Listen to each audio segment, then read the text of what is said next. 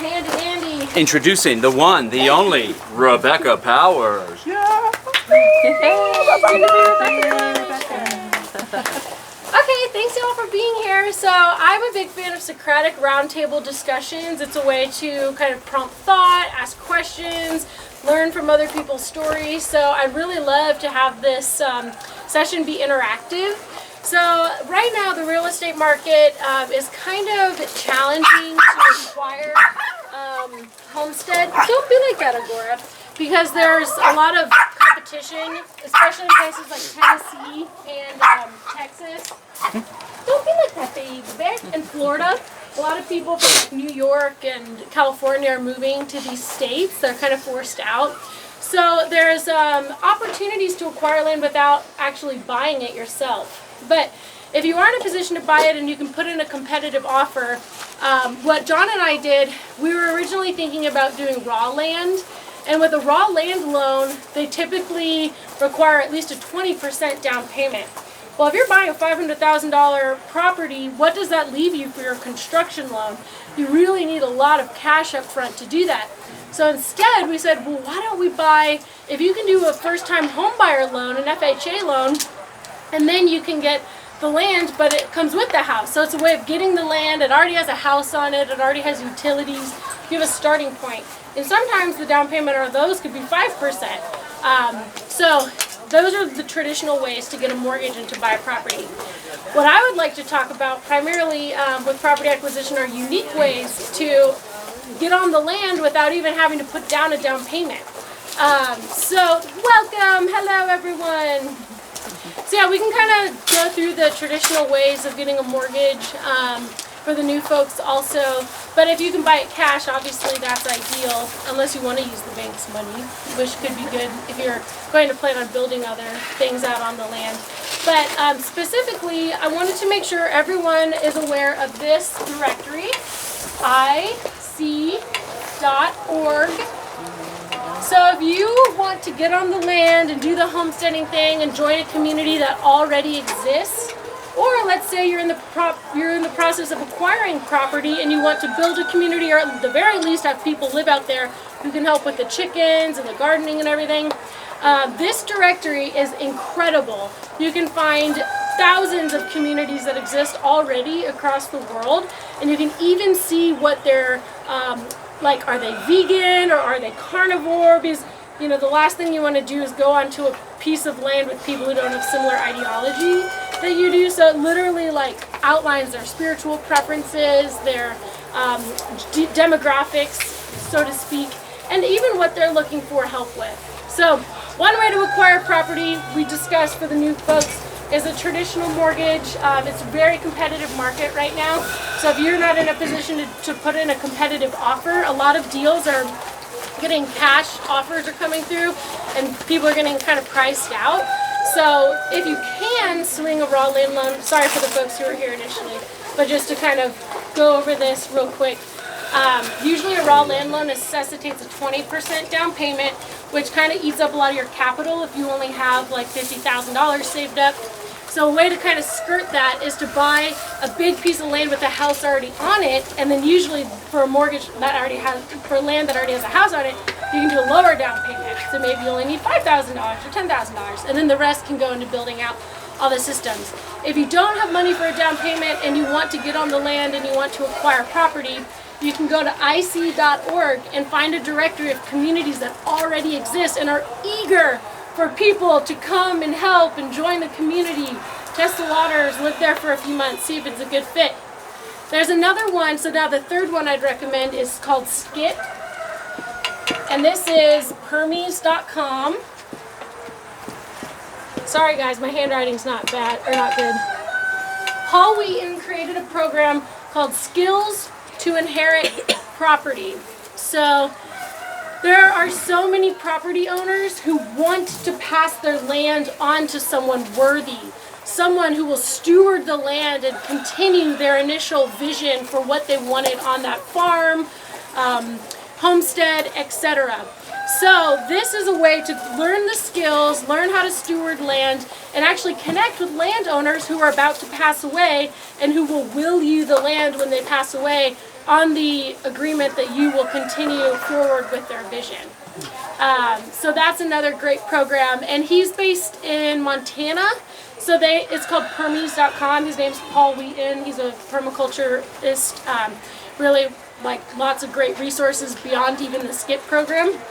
So if you're like, I don't want to come up with a down payment, or I can't come up with a down payment, but I want to get on the land, you can check out ic.org, just to reiterate, or you can learn the SKIP training and then be connected with the landowner who wants to will the land to someone who's going to actually pursue their vision. Because a lot of these properties, when the person passes away, they either will it to their kids who don't know anything about farming and don't care to, and they'll just sell it, like, to a developer or something.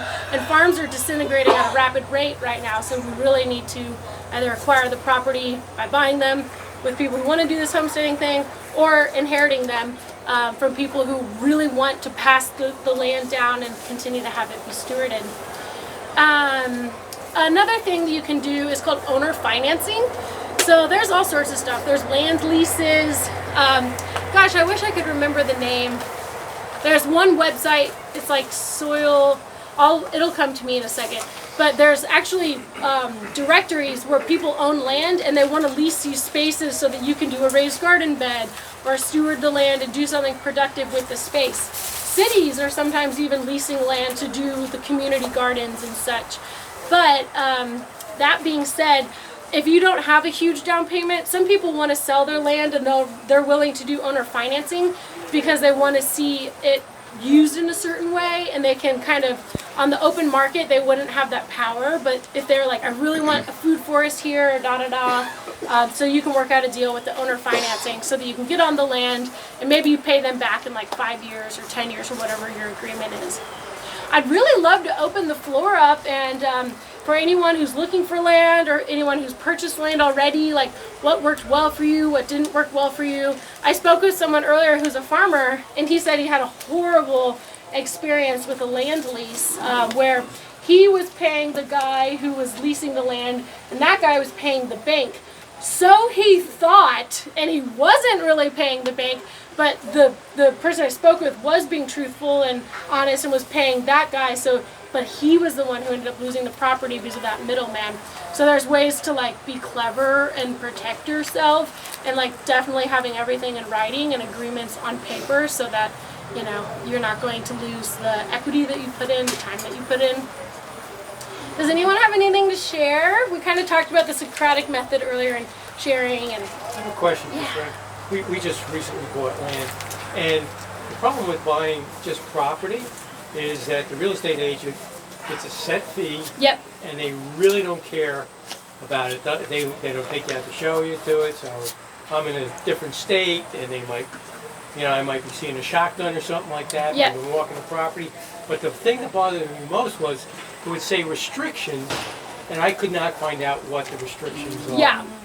How do you find that out? So I don't know about other states other than Texas, and I'm not a licensed real estate agent, but the question was basically, how do you know about deed restrictions, and how do you protect yourself so that you don't find a real estate agent who's just trying to make you think it's this great property so they can get their commission, and then you buy the land and you're not actually allowed to do on that land what your intention was in the first place. So in Texas, everything's public record for deed restrictions. When you find a realtor and they start sending you listings on the MLS matrix, you can see on the listing how many acres it is. If it has, for instance, in Texas, there's something called an agricultural exemption. They have programs like that in Tennessee as well. And you can see what they've paid in property taxes the last few years, etc. And then usually they have to send you a separate attachment of the deed restrictions, which then says, you can't have more than 4 households on this property. Each domicile, which is like your house, needs to be over 1,200 square feet, or they have stupid, you know, requirements on some pieces of land. The further out in the county you go, generally, the more free and the more flexibility and the more they really don't care. The main thing in deed restrictions is that your septic system, or however you're dealing with waste and water, is legit. But no, like definitely don't buy a property until you read the deed restrictions, because you might buy it thinking that you can do all these things and then come to find out you can't even have chickens on that piece of land. And like an HOA you want to avoid at all costs because they're very, very strict.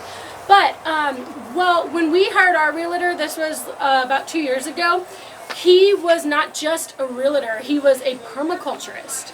And when we visited the land, obviously we were happy to pay him a commission because he was so smart and he was able to tell us the soil type and what would grow well on that land and talk about the topography. And one of the properties, I was itching to buy it. I loved this house that was on it. And I wasn't really focusing on the land because I was so focused on the house. And he was like, look at the way the water has come through. Do you see the brush and everything that's bent over? He's like, you're gonna have flooding issues. He's like, this property has been sold, like literally a new person has purchased it every 9 months the last like 5 years since it was built. It's like there's flood issues on this property and you can see it with your own eyes. But I was so blinded by the pretty house that I wasn't thinking about the way the water flows on that property. Anyway, sorry, I kind of went off on a rant. But yeah, so I would say take your time to find a realtor who understands permaculture as well, and then that 3% commission and 3% for the seller also. That 6% that ends up getting paid in the closing cost is well worth it because you're having that peace of mind that it will work well for whatever your goals are for growing food and stuff. Sorry, the bugs are crazy, right? Is that just me? Am I getting eaten up? How do you find that realtor who knows that? Yeah, so what we did was, first of all, you have to put yourself out there. I mean, you can look on the internet and everything, but there's nothing more powerful and meaningful than face-to-face interaction and connection. So you come to an event like this, right, and you're meeting new people and you're networking, and if you can have those events and in-person interactions, finding people that you can trust, I think leads you kind of toward finding the right realtor. We just started looking online and didn't have luck. They didn't understand what a homestead or an intentional community or what we were trying to do at all. So we went to this event put on by a group called the Whole Systems Network, and they had a roundtable panel that I knew of ahead of time, and part of it was having the realtors who are in this industry and the net zero energy companies and stuff. So at that event, I found that the realtor we ended up working with, his name's Dare Lamberson in Central Texas, and that was what helped John and I find the land that we found, which is in Texas, that is conducive to this kind of intentional community homesteading goal. But so I guess what I'm trying to say is you can find people online, and I do have a website that I don't know off the top of my head. There's a listing of permaculture realtors, but there's only like 12 of them that are on that particular website, but at least that's a start. But also, like, if you go to these events and you meet someone who has acquired property and they're doing this, like even John Willis and what they've done here, like that's an opportunity for you to say, well, who did you hire? You know, if there aren't realtors there, they can say, oh, well, I found this great parcel when I lived in California.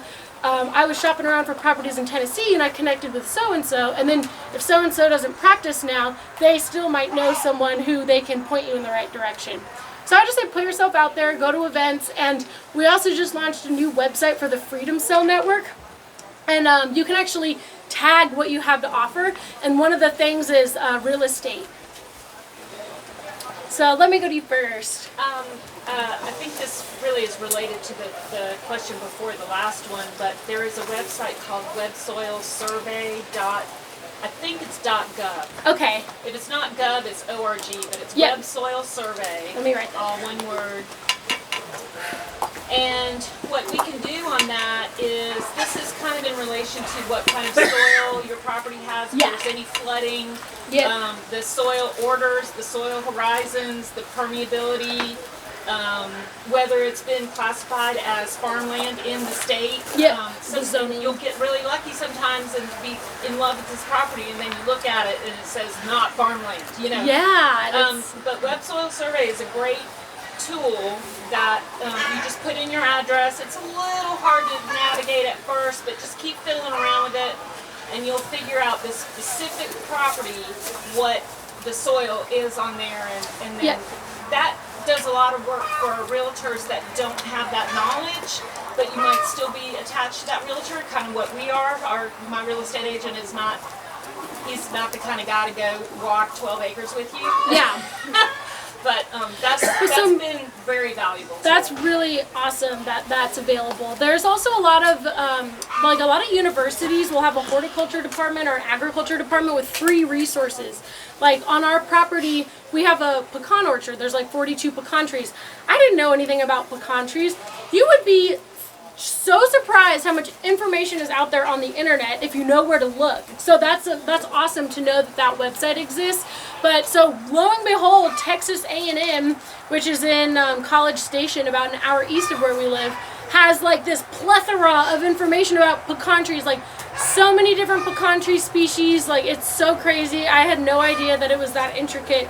But anyway, yeah, if you can find these kind of resources and like tap into that, it'll save you a lot of kind of learning it on your own. Like now I know the exact climate and like exactly how much water they're supposed to have, and based on the sandy loam soil that we have. Yeah.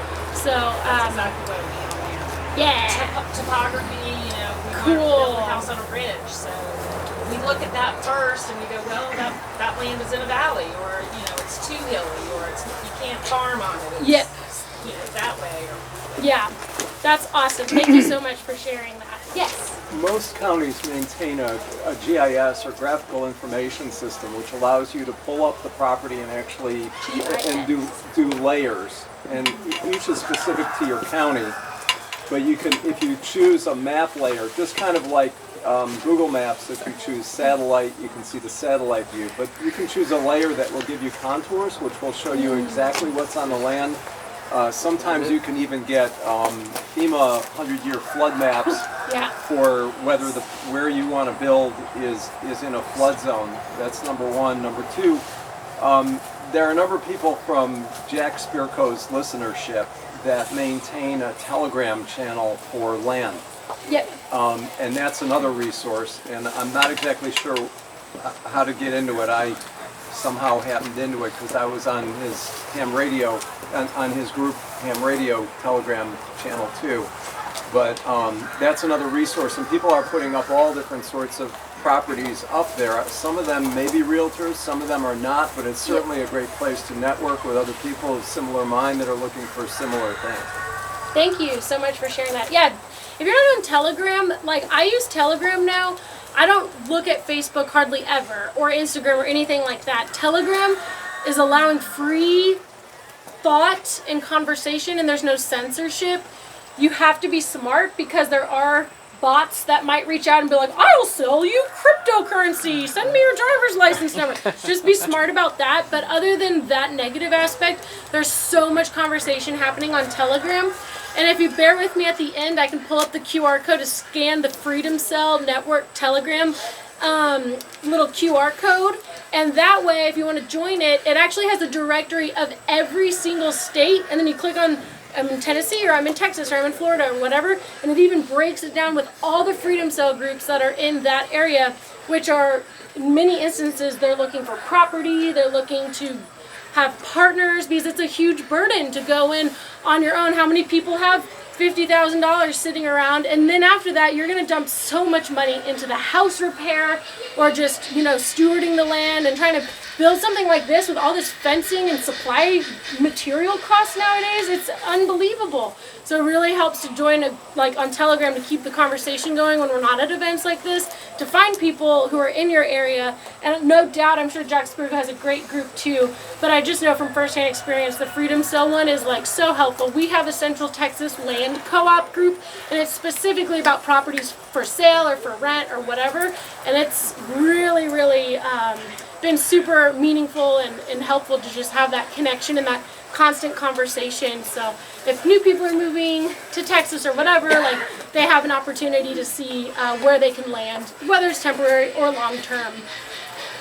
In our area, we're here in Tennessee, and we will literally drive around, look for a property that, especially is not being farmed, Yeah. so that it looks more vacant and less likely to have had herbicides and whatnot on it. Yeah, the monoculture. And then go on to systems for the county that might be like the county GIS system, taxes, find out who the owners are.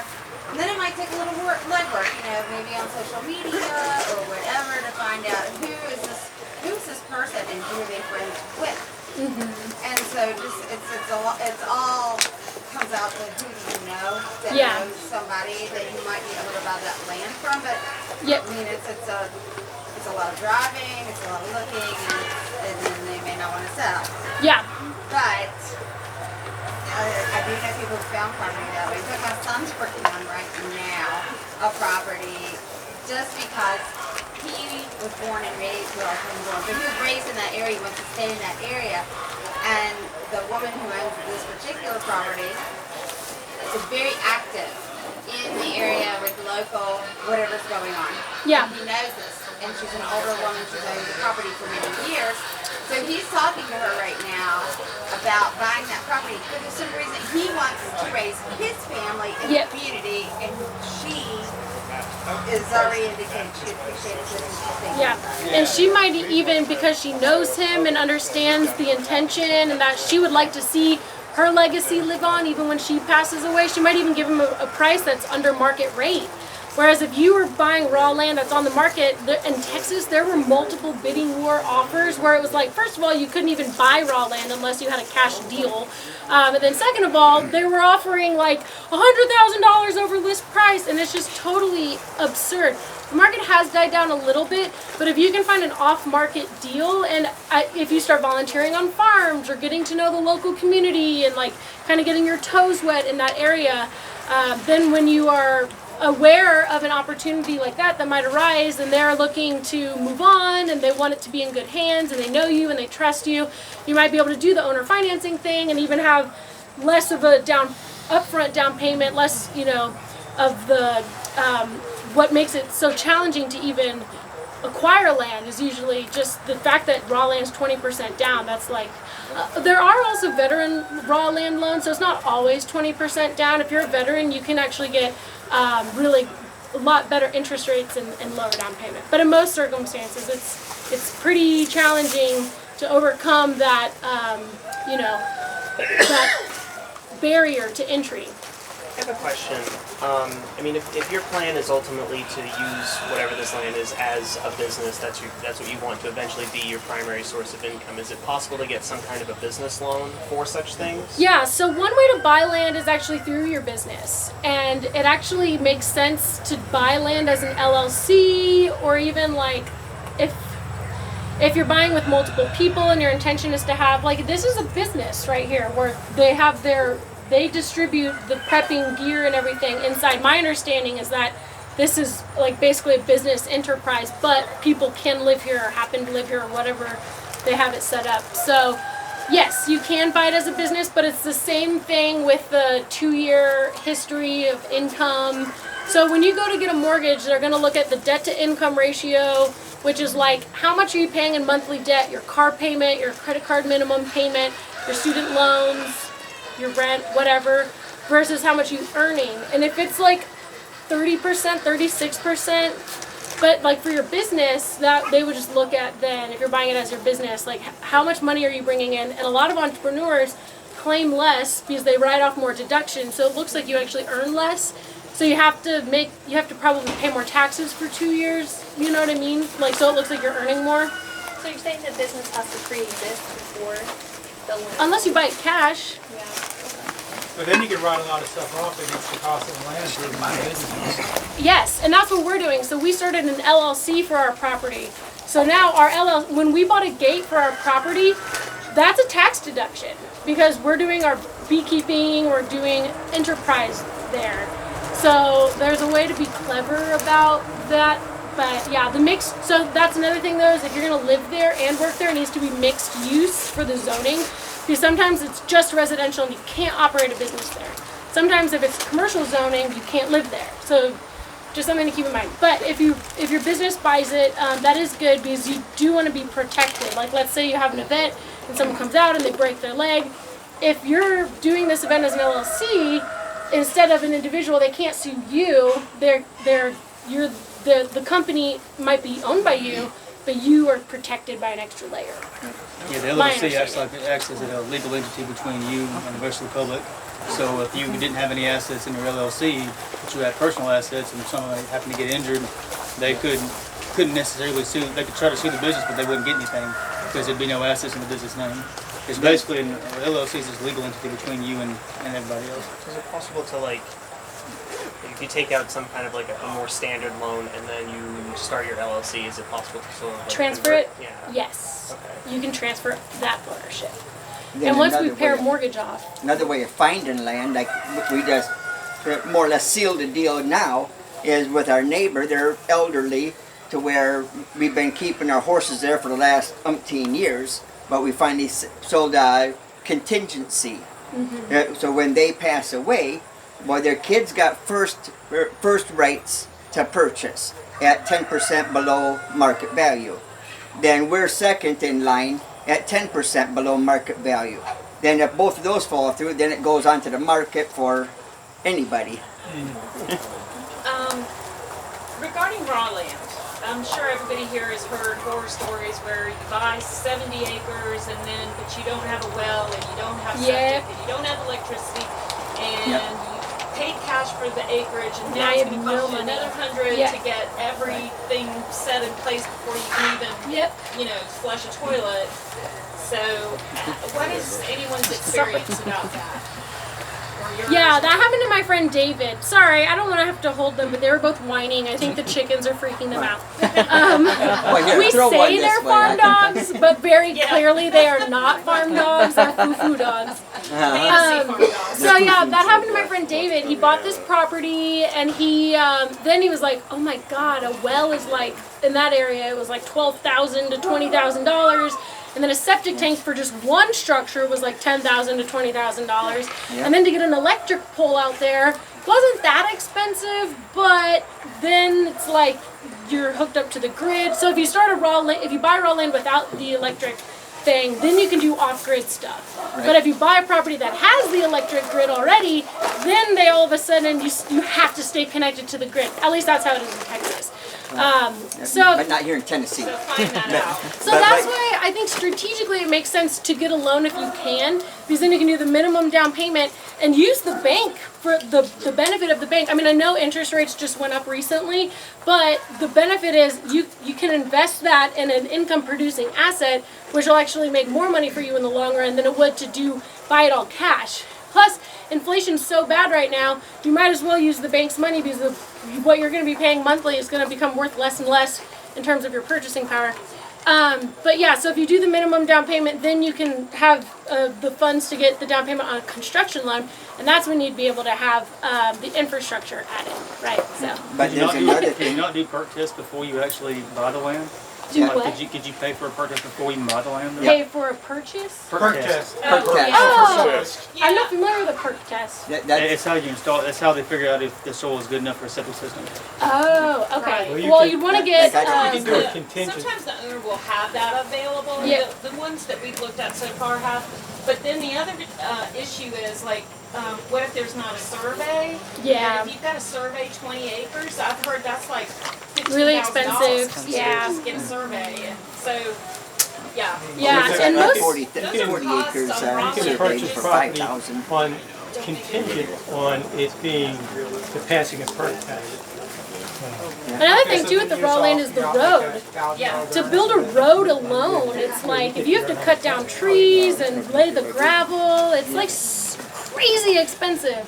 So that's why we just went ahead and bought a property that already had a house on it. So that way we had the lower down payment, and we did not know how much money we would end up putting back into the house the first year. So to us, we're really lucky that we went that route, because if we would have done raw land, and then not to mention the building material costs are going up. So yeah, in terms of what. Outside of that, if you don't have a road on the raw land, and you're looking at the land as to what is going, we have a road, and then we have erosion problems because of the way they put the road in. So if you buy land and doesn't have a road, you may have some more upfront costs. Yeah. Your road in, but you're not having to repay air. You could engineer it where you save money in the long run. You can, put it in to make it take advantage of maybe the things that would otherwise cause you problems. Another thing you might do is you may purchase property from someone who might be elderly so that they can stay in their home with survivorship rights. And so you are actually the owner of the property, but they live there Until they pass away. until they pass away or move for whatever reason. Yep. Or you take part of the land, you live in the house, and then On down the road, if it's timber, you can always sell the timber off and they treat their own road. That trees are good. You get a lot of money for that. North And that can Carolina. actually help fund But building like, the road. So one last thing, I guess, before we wrap up, unless there's more questions and stuff. If you see John and River and Amani over there, so we are working diligently to create a replicable model for these communities. Because when it comes to property acquisition, there's so many hurdles and there's so many obstacles, it can seem really overwhelming. So what we're working on right now is like basically a spoon-fed solution to property acquisition so that no matter what you're looking for, there are hubs across the country and someday across the world where you can become a member and essentially live on the land, live with the land. And maybe you want to garden, maybe you don't. Maybe you want to be the teacher at a homeschool co-op. Maybe you have kids but you don't want to do the homeschooling, so that then they can go there while you do the gardening or whatever it is that sets your heart on fire. And we're all using our skills to bring the community up, steward the land, and basically the rising tide lifts all ships kind of mentality. Yeah. One thing, we've been looking for land in a lot of different states, and we're from Indiana. Okay. It's a lot different than here. Yeah, I used to live in Fort Wayne. Okay. So, like, if you're looking in Iowa, for instance, all the land in Iowa has been rated for corn production. So every acre in Iowa, they have a rating from 1 to 100. So when you look for land in Iowa, you look for that rating, and the closer the number is to 100, the more corn can be produced. So basically, the more productive the land is. And then another thing is that the USGS keeps a record of the wells. So like in Indiana, we bought a property in Indiana that had a well. So when I looked it up, our well was too old to be on the system, but we could look for the depths of the wells in the surrounding areas. Yeah. Find out what the average depth was, go and measure that well by putting something down it, and then find out, okay, that's deep enough for this area. And the last thing is to always look for your annual rainfall. And this can be very surprising how much can vary even from county to county. Yep. And it's not 100% accurate, but if you don't have a certain annual rainfall, you're going to be really restricted on what you can grow on that property. Yeah. So, and I guess one other thing is that you can just go to Wikipedia and look up a county and look up what the agricultural products are. Because if you're looking for a county and you want to raise corn to feed your own hogs, and nobody in that county raises corn, well, they probably don't, because either they don't have enough rainfall or the soil is too rocky. So there's a reason why. So it's like you have to really think in terms of what you want to grow and what are the, what's intrinsic to the land. Yes, 100%. Yeah. We still haven't found our land. There's still listeners. Are you looking in Indiana? We're trying to move closer to Colorado because a lot of our kids are in Colorado. So we're trying to look at Missouri, but the land prices in Missouri have like doubled in the last few years. So if you were looking in Colorado, there's a Colorado hub. So chat with River and Amani, Haven Earth, PMA. There's a lot of information there with existing. Like, why reinvent the wheel if there's already people doing it, if the property's already acquired and you simply want your own share and equity in the shared amenity space. So that is a good solution perhaps, but I wish you the best of luck in your land acquisition pursuit, and I have full faith that you will achieve your goals. Do you want to tell them they can go to exitandbuildpropertysolutions.com if they want to stay in touch or they're interested in participating? Do you want to tell them? She doesn't have a hand to write that down with. She don't have no hands left. She can't write it. Well, the problem is the dogs were whining and barking because of the chicken, so I hold Agora. And then Mason, the new guy, he's a puppy, he started whining, so now I'm like, oh. Okay, let me write that down. So this is Exit and Build propertysolutions.com. We have a survey. So what we're doing is connecting investors with buyers. Exit and build? Yeah. Exit and build, okay. Exit and build propertysolutions.com. And there's a survey. And kind of our vision is like, this is really complicated, right? We want to bring in the brightest in the different various industries, architects, engineers, permaculturists, and people who already have land who want to do cool projects like this and connect everyone so that we work together. Because it's really hard to do this alone. I tried to do it alone for many years, and it wasn't until John and I connected that we finally both were strong enough to achieve our goals and acquire 10-acre property, which to us was this huge, momentous achievement.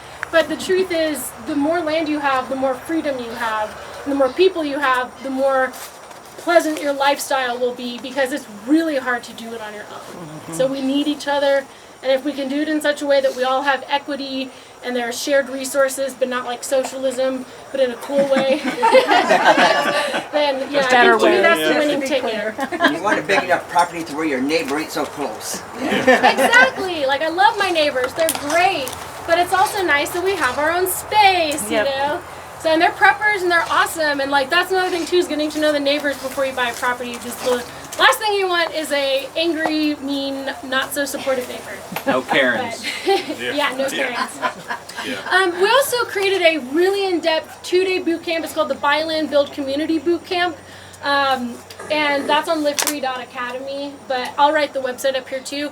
And property acquisition is a part of that, but it's so much more than that. It's also about master planning and creating a strategic action plan and kind of how the financing works and how to find realtors that are like-minded.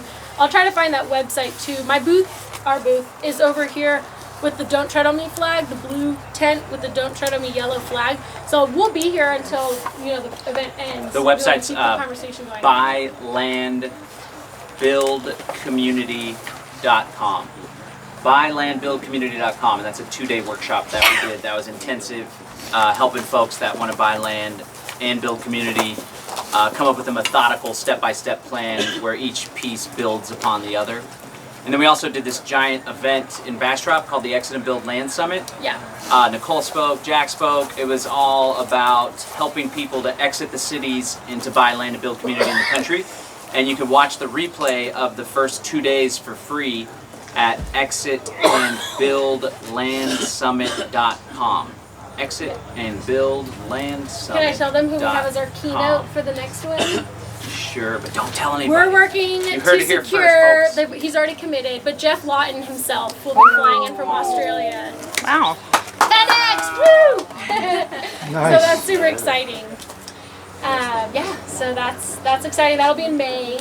But it was a really great event, and the replays are up. We've actually done it twice in the last year, so there's like this interesting momentum right now where a lot of people are wanting to get away from the cities and to get into the country, but not like sacrifice the amenities and, you know, nice aspects of modern day society. We still want to have cool, you know, like we don't want to be totally Devoid hardcore. of anything. Yeah, Like internet. we want to be London. It needs Grocery to be store. better than what we left behind. Still want to go to the steakhouse every once in a while. Yeah, exactly. So that's what we're really feeling right now, and we're here to help. And I feel very passionate about this topic, and I'm happy to chat with anyone. Or if you do join the Telegram app, we have a lot of ongoing conversations there, and it's a really nice way to connect with people all over the world, but also, you know, more intimately in your local community. So, I'll get the QR code pulled up, but there's the Freedom Cell Network has a directory, and it's pinned at the top. If you click it, you'll see all the states. I think it even breaks it down by country.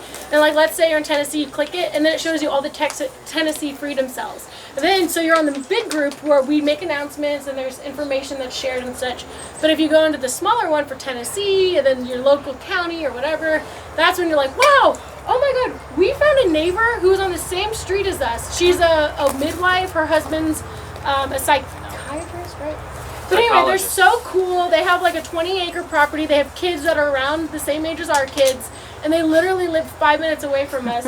And there was someone else who was on, someone else that was in the Freedom Cell Network that was on another road that was nearby. Yeah, there's like 3 or 4 people in just like 5-minute drive. And you didn't know until you saw them. We on didn't the- know. But And they we all didn't care put about our, you freedom. don't put your own personal address, but you put, you know, the city you live in Yeah. if you're comfortable with that. And it's really cool to see all the folks around you, and then you're like, what? We're literally like neighbors practically. And then, you know, then you can do meetups, and we've done potluck dinners.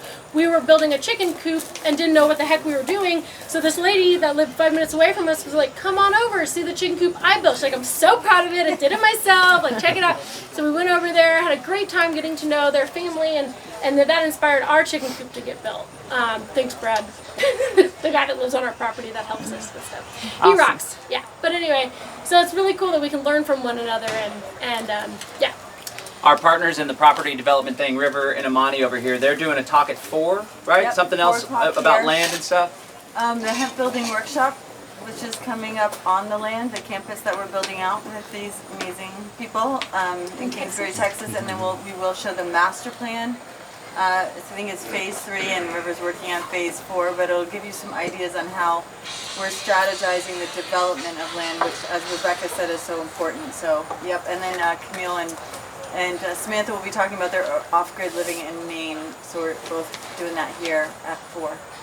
Yeah, that's another one of the hubs. So there's multiple hubs if you go on the Haven Earth PMA website. HavenEarth.net is the HavenEarth.net. kind of the resource network. And it's set up as a private membership association. So I think you were talking about buying land as a business and things. And so there's a lot of creative ways to structure things legally to protect yourself. So yeah.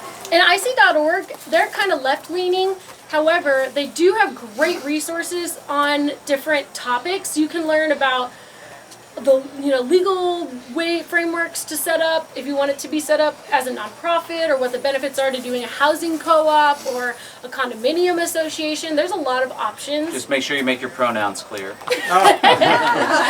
They're a great resource, but they're kind of weird. We also have a speaker coming to the Land Summit in May who we visited at the farm, which is about an hour away from here. It's one of the longest running intentional communities in Summertown, Tennessee. And he's coming out to speak about how they built out that community. And even though people maybe don't have the same political ideologies, it's good to kind of focus on what we have in common. And they did it right. Like, they have a really cool setup. They have a schoolhouse. They have shared community garden space. They have a general store. They have a huge solar array. Like, it is like gigantic, like a whole freaking field. They even built their own swimming hole. It's so majestic, and like, instead of having a chlorine pool. So there's a lot we can learn from one another, and there's not a one way that works and that's it. Like, it depends on the parcel, it depends on what your goals are, it depends on how much money you have, and are you going to commit more time, or are you going to commit more finances up front. So there's like a lot of things to take into consideration. But yeah, the Buy Land Build Community Bootcamp's a good place to start, and then I hope that you'll join us at the Land Summit. We'll be doing that in May, and we are also putting on an event called the Greater Reset, and one of the days is specifically about building communities, and there's another day specifically about permaculture. So this is like a really big topic of conversation, and yeah, there's not a way to really get into all the details in 1 hour, but those are just some things where we can keep the conversation going. And the dogs are going crazy. I was going to say. Not these dogs. They're not going crazy anymore. So that's good. Great job, Rebecca. Well, thank you. Thank you all for coming too. I was kind of nervous. I was like, no one's going to show Good job. up. Yeah, great job. And so this was awesome, and I believe in all of you. Let's do this. Woo! Good turn.